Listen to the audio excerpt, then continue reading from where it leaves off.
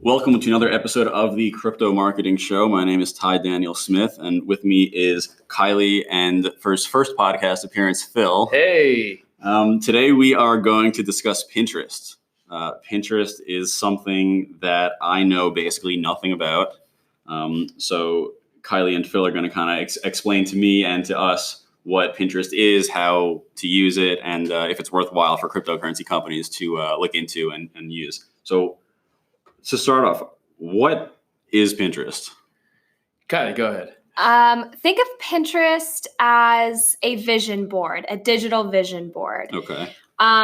You can do anything from pin aesthetically pleasing, and by pin it means, you're saving a picture to a virtual board, and the pictures are called pins. So you would save it to a board. You can do it for aesthetic purposes, information, how-to guides, inspiration, all sorts of different types of things. Basically, Pinterest is kind of like Tumblr, but you can organize the things that you save in a lot easier ways. So what kind of content do you post to Pinterest? So for my personal use, I don't really post a lot of my own personal pictures, although I should start since I'm doing my thrifting page.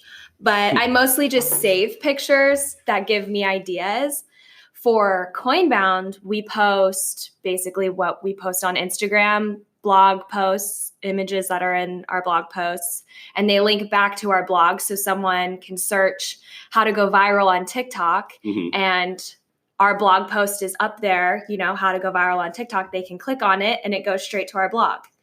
So it just depends on what your goals are and what your company is doing. So, but is it primarily pictures? Is it text? Is there like a limit to the number of characters you can post, like Twitter? Yeah. So it's very visual, image based. Like the image is the most important part of the pin. I don't even read the title. There's a title. It's limited to a certain amount of characters, probably 150, I think. And then there is a bio or like a description. And I don't know how many that's limited to, like a couple hundred. And then you can link that pin somewhere. And those are like basically your options for pins. But really, when people are on Pinterest, they're looking at the picture. So that is what needs to be focused on the most. That is the most important part. Okay. So you guys both have Pinterest accounts. Is there like Pinterest influencers? Is it like you follow accounts, or is it you follow subjects? How does that work? Usually, like I look for certain things. Like if I'm looking for men's fashion, I find a couple of influencers there, like male models right there, especially like whether it be boots or jackets. Jacket season was big on Pinterest. I saw that a lot every time I logged on to Pinterest. So yeah, every now and then I'll find a few influencers there. There are a couple influencers that I follow. I found them through Instagram, and I really like their outfits. So I follow their Pinterest because they pin all their same pictures. So they have a large, like, are they big on Pinterest, or are they just big on Instagram and then you're following them because they're big on Instagram? So the specific girl I'm talking about, she is a blogger. She started off as a blogger. Her blog got big thanks to Instagram. That happened for a lot of people, being able to share pictures of their outfits easily to one place, and then people can go find them on their blog. I found her through Pinterest. Like I kept seeing outfits I liked of hers. I followed her on Instagram, and then I followed her specific Pinterest because I pinned so many of her outfits. I might as well just get those pictures directly from her rather than just organically finding them. So, is it worthwhile for crypto companies to invest in Pinterest? I think it's worthwhile to at least put your content up there, even if you're not going to dedicate, a huge chunk of time. If you are posting blogs, if you're posting on Instagram, there's an option where you can save an image from a website. You just type in the website URL, find the image, and then save it. Instagram, so easy. And then you just throw in the caption and you're done. And at least it's easy for people to find, because the demographic on Pinterest is going to be women. That's what that was my next question also, because like I said, I know nothing about Pinterest. But I always, in my mind, thought it was mostly a female social media platform. Totally. Absolutely. So it is. Yeah. I mean, it is a predominantly female platform. There are men, certainly. Absolutely. Phil's one of them. Yeah, absolutely. I'm a good example of that. Yeah. But it is predominantly female. I think it's a female run company as well. So I think it's just like that kind of vibe. But when I go on, Pinterest was one of the first places I looked for crypto when I had, an ex-boyfriend talk about it and I wanted to learn about it. Pinterest is where I went. And there's a lot of information, but not easily understandable. And I think that's really what Pinterest is lacking as far as crypto is concerned. Is there crypto content on there? Oh, absolutely. But it's very overwhelming. Like if you type in Bitcoin, there's a lot of work. There's a lot that comes up that's not easy to understand if you don't. As soon as I saw it the first time, I was like, nope, not dealing with this. I'm still trying to wrap my head around this. So let's say I type in Bitcoin. It's going to show me images of Bitcoin, or is it going to be like infographics? All of that. It's kind of a culmination of, because I can't imagine why I would need a picture of Bitcoin. What am I searching for? You might be searching for an image of Bitcoin.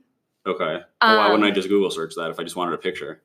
Because I don't know, because there are people like me who will search Pinterest. Okay. Instead of Google. Well, yeah. I mean, it just depends on the thing, but I mean, there are so many.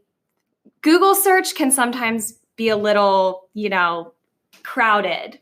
You can really refine searching on Pinterest because once you search one thing, it'll give you options to refine your search, which is a cool aspect. But back to the female demographic, because crypto is predominantly male, Pinterest is going to be a place where females, when learning about crypto, as mass adoption comes around and people are learning more, women are going to search crypto on Pinterest. Because it's a place, absolutely. It's a place where they are constantly on and they search for recipes, outfit ideas, home decor ideas, like tutorials. Right, exactly. Yeah. So if they go to Pinterest for their information, they're going to also search something like crypto because, like I said, it's a place where people like them, it's a platform for them. So I definitely think it's worthwhile to at least put your content out there on it. Like you have nothing to lose. Yes. So, I lost my thought. If I can just give you a better idea of how it functions. Yeah. Pinterest also kind of functions similar to Google Images. Like when you tap on the image on Pinterest, it's going to direct you to that person's blog it also serves as a link also. So when you tap on that image, it's going to take you to that person's blog where you'll find that image. It's kind of similar to what Google Images does. But like Hailey said, Google Images, it's really crowded over there. Pinterest, a little less crowded. And it sounds like a good opportunity then to post crypto content. And if you click on, so let's say I just go on my homepage and I've got all these different kind of stuff because I search all different types of things. But I see something about Bitcoin. I click on that pin. Yeah. Now I scroll down, all the pins underneath that are related pins to that pin. Okay. So it makes it very easy to like get lost, and find kind of go down a rabbit hole, a rabbit hole what we like to say. Yeah. A rabbit hole of inspiration, really. Like whether it be I follow a lot of filmmakers on YouTube and I'll find their stuff, like their photos on Pinterest, and it'll lead me to their blog or whatnot.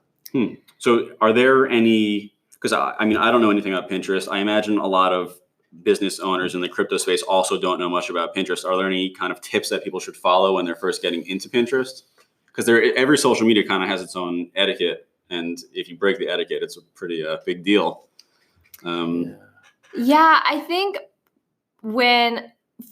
first of all, you should definitely get familiar with Pinterest.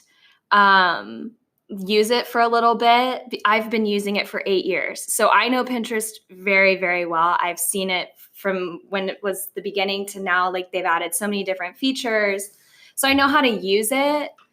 So it's been easy for me to translate it for Coinbound. But I think when you're trying to optimize keywords, make sure you know what keywords you want to add in. And I think if you want to reference, check out Coinbound's. I've been doing some work on our keywords, things like that. But the most important thing, like I said, the images. If the images are not good, nobody will be pinning them. Mm-hmm. And therefore, it's not going to go out to, the masses.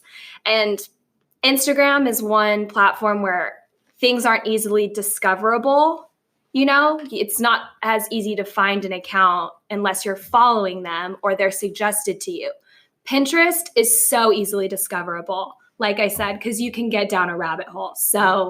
And there's a search bar too. Yeah. Just type in what you're looking for specifically, and you're going to find the images right there. Yeah. So Coinbound has a Pinterest. Yes. Okay, this is kind of news to me, but this is good to know. So how do you follow? Is it like a handle? How do you follow an account on Pinterest? If you type in Coinbound, we should come up as a profile. Okay. Like there's really nobody else. So it's a search bar kind of thing. Yeah. Oh yeah. As soon as it's the first thing you'll see is your feed page. There's a search bar at the top. Type in Coinbound. You'll find our page.